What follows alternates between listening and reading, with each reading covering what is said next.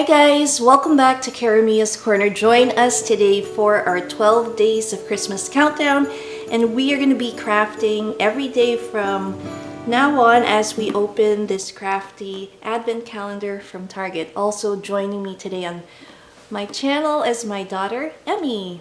Hi guys!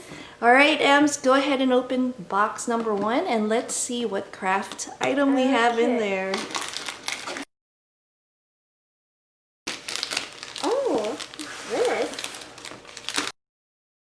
So while Emmy's working on her first crafty project, which is a popsicle snowflake, we're going to do a quick, speedy holiday question and answer. So enjoy watching. Let's craft.